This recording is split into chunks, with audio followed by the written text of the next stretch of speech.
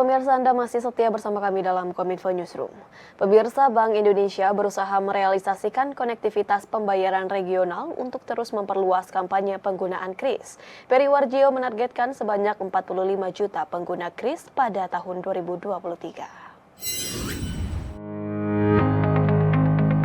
Gubernur Bank Indonesia Peri Warjio mengatakan fokus Bank Indonesia pada tahun 2023 adalah perluasan penggunaan Quick Response Code Indonesian Standard atau KRIS yang ditargetkan sebanyak 45 juta pengguna baik untuk makro, tarik tunai transfer, dan setor tunai KRIS tuntas dengan jumlah transaksi bisa mencapai 1 miliar rupiah. Sampai dengan Maret 2023, penggunaan KRIS tercatat mencapai 15,35 triliun rupiah dengan volume sekitar 153 juta transaksi. Dalam rapat kerjasama Komisi 11 DPR RI, Peri menjelaskan sebagai upaya merealisasikan konektivitas pembayaran regional atau Regional Payment Connectivity, Bank Indonesia juga akan terus memperluas kampanye penggunaan KRIS sebagai metode pembayaran digital, yakni di negara-negara kawasan seperti Singapura, Filipina, India, dan Jepang. Di mana sebelumnya Indonesia juga telah menjalin kerjasama dengan Korea Selatan melalui Bank of Korea untuk mendorong penggunaan mata uang lokal masing-masing negara dalam transaksi bilateral atau LCD. Korea Selatan adalah negara kelima yang telah bekerja sama dengan Indonesia dalam LCD setelah Malaysia, Thailand, Jepang, dan Cina. Adapun implementasi KRIS sebagai metode pembayaran digital merupakan bagian dari bauran kebijakan BI untuk memperluas digitalisasi sistem pembayaran.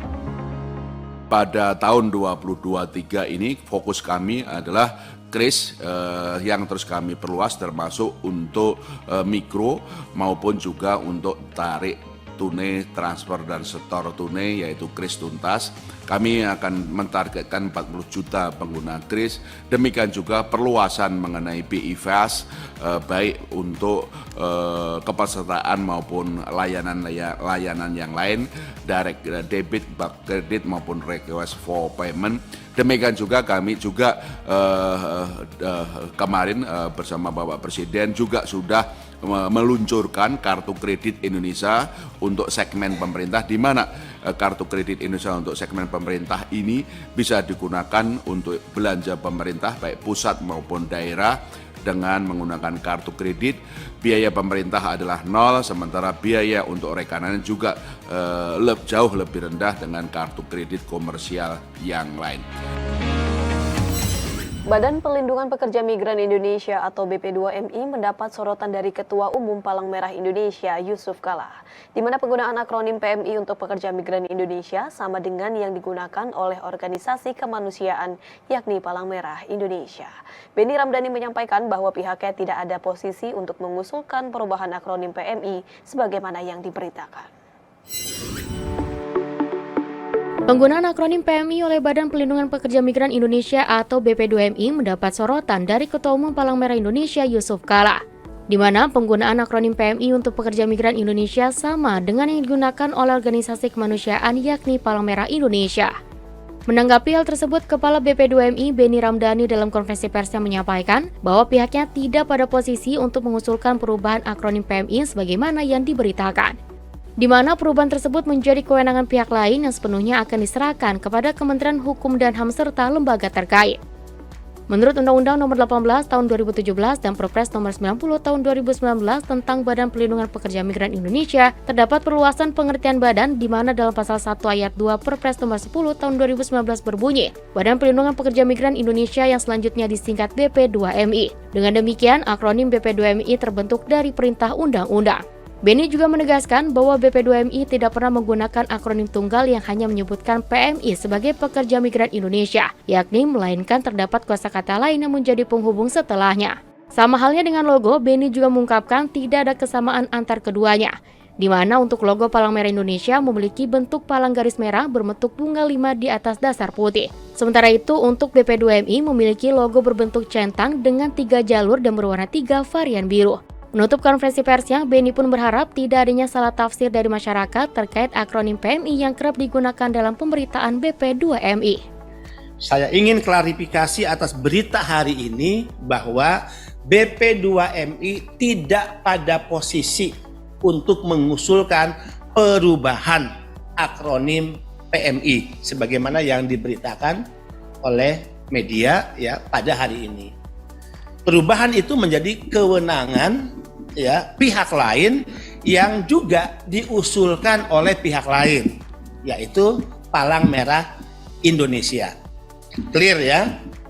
Clear, kita memiliki dasar undang-undang yang berbeda, kita memiliki logo kelembagaan yang berbeda, kita memiliki nomenklatur nama lembaga yang berbeda.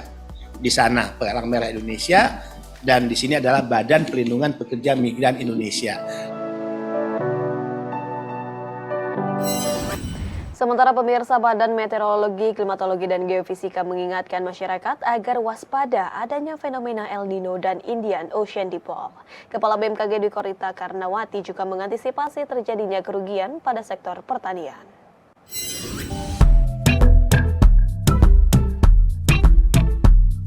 Badan Meteorologi, Klimatologi, dan Geofisika memprediksi curah hujan di Indonesia hingga Desember 2023 akan semakin rendah. Hal tersebut salah satunya disebabkan karena adanya fenomena El Nino dan Indian Ocean Dipole atau IOD. Kepala BMKG Dwi Korita Karnawati menyebutkan hingga saat ini intensitas El Nino semakin menguat. Bahkan BMKG juga mendeteksi adanya IOD atau Indian Ocean Dipole yang akan mengakibatkan kondisi lebih kering di wilayah Indonesia. Diprediksi kedua fenomena tersebut akan terjadi bersamaan pada semester 2 ini dan akan berdampak pada semakin berkurangnya curah hujan di sebagian wilayah Indonesia selama periode musim kemarau tahun 2023.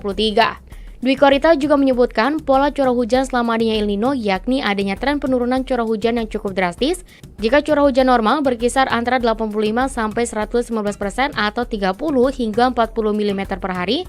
Namun dengan adanya El Nino bisa menjadi 20 mm per bulan, bahkan bisa nol. Untuk mengantisipasi terjadinya kerugian pada sektor pertanian, BMKG terlebih dahulu melakukan Sekolah 8 Iklim telah memberikan edukasi kepada para petani untuk menanam tanaman yang cocok untuk kondisi kering. Jadi trennya adanya El Nino ini menjadikan wilayah Indonesia semakin kering karena adanya itu tadi fenomena El Nino itu kan karena dikontrol oleh perbedaan suhu muka air laut antara Samudra Pasifik dengan muka air laut di Kepulauan Indonesia, di mana Kepulauan Indonesia ini berdampak suhu muka air laut di Kepulauan Indonesia ini berdampak meningkatkan tekanan udara di wilayah Indonesia lebih tinggi daripada Samudra Pasifik karena Samudra Pasifik lebih panas dibandingkan wilayah Indonesia. Akibatnya terjadi semacam propagasi atau bahasa mudahnya aliran massa udara basah. Jadi uap air dari Indonesia ini mengalir menuju ke Samudra Pasifik sehingga kita kekurangan humiditas, kekurangan uap air, jadi menjadi kering. Pemerintah melalui Kementerian Kesehatan melaporkan sebanyak 26.000 lebih peserta calon haji asal Indonesia tengah menjalani perawatan kesehatan di Arab Saudi. Kepala Pusat Kesehatan Haji Kemenkes Lilik Marhendro menilai gangguan kesehatan yang sering dialami jamaah diantaranya ialah kelelahan hingga penyakit hipertensi dan diabetes.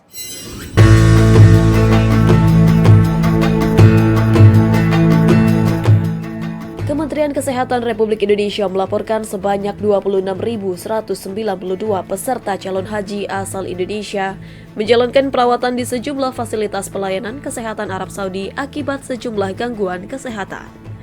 Kepala Pusat Kesehatan Haji Kemenkes Lilik Marhendro Susilo dalam konferensi pers menyatakan, kelelahan, penyakit jantung hipertensi, gangguan saluran pernapasan, dispepsia, dan penyakit diabetes mellitus adalah yang paling banyak dikeluhkan dan dikonsultasikan pasien rawat jalan kepada petugas kesehatan yang mendampingi calon haji.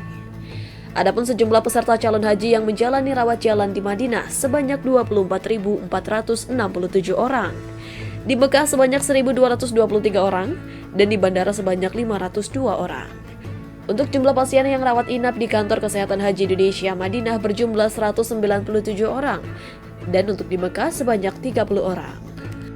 Kita sudah ada obat sebanyak 6.350 poli atau seberat 107,8 ton yang dikirimkan dari Jakarta ke Arab Saudi dan ini sudah kita distribusikan ke daerah-daerah kerja kita di Mekah maupun di Madinah. Dan dari jumlah tersebut saat ini masih sangat memadai untuk kebutuhan pelayanan kesehatan kita selama musim haji. Sementara jumlah peserta calon haji yang berkategori risiko tinggi sebanyak 75,37% dengan usia di atas 60 tahun dengan riwayat komorbid. Kemenkes mengimbau jemaah haji untuk meminum air mineral setiap jam untuk menghindari risiko dehidrasi yang dialami jemaah haji. Diharapkan jemaah haji juga senantiasa untuk mewaspadai cuaca panas di Arab Saudi dengan menggunakan alat pelindung diri seperti payung, masker, kacamata hitam, semprotan air, dan alas kaki yang berada di luar hotel. Kemudian juga kita minta jemaah haji mewaspadai cuaca yang panas di Arab Saudi dengan selalu menggunakan alat pelindung diri seperti payung, ya, masker, kacamata hitam, semprotan air, dan alas kaki, ya, saat berada di luar hotel. Jadi semprotan air pun ini juga supaya dipakai jika mereka sudah mulai merasa kering di kulitnya, gitu ya, agar tidak terjadi iritasi di kulitnya. Kemudian juga jangan lupa minum air, ya, minimal 1 gelas atau 200 ml per jam. Tidak usah menunggu haus karena di sana rasa hausnya juga jarang, ya. Rasanya kita tidak pernah haus di sana, tapi tolong tetap minum air. Pemirsa, usai jeda kami akan kembali dengan dialog platform digital kemitraan bagi komunitas informasi masyarakat sesaat lagi.